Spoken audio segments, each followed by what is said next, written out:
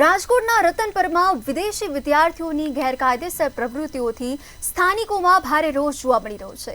દેહ વ્યાપાર અને ડ્રગ્સના આક્ષેપો પણ લાગ્યા હતા। ત્યારે હવે એસઓજી અને નાર્કોટિક્સ બ્યુરો દ્વારા ચેકિંગ અભિયાન શરૂ કરાયું છે। વિગતવાર અહેવાલ પર નજર કરીએ। શહેર અને આસપાસના ગામડાઓમાં મોટા પ્રમાણમાં વિદેશી વિદ્યાર્થીઓ રહે છે, જેમાં શહેરના મોરબી રોડ ઉપર આવેલા રતનપર ગામમાં વિદ્યાર્થીનીઓએ હંગામો મચાવ્યો હતો।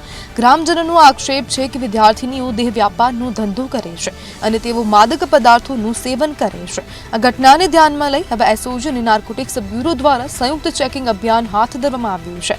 ખાસ કરીને આફ્રિકન મૂળના વિદ્યાર્થીઓ સામે ઓવરસ્ટે, એનડીપીએસ અને અન્ય ગેરકાયદેસર પ્રવૃત્તિઓના આક્ષેપોને ધ્યાનમાં રાખી કાર્યવાહી શરૂ કરાઈ છે।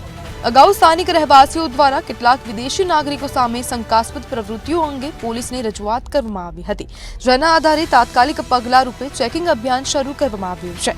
ચેકિંગ દરમિયાન રતનપર, હડાણા, નાગેશ્વર અને માધાપર જેવા વિસ્તારોમાં ટીમોએ તપાસ હાથ ધરી હતી।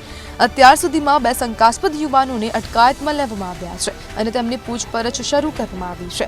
તપાસ દરમિયાન વિઝા શરતોનું ઉલ્લંઘન અને ગેરકાયદે રહેઠાણ સંબંધિત વિગતો પણ ચકાસવામાં આવી રહી છે। બ્યુરો રિપોર્ટ, મંતવ્ય ન્યૂઝ।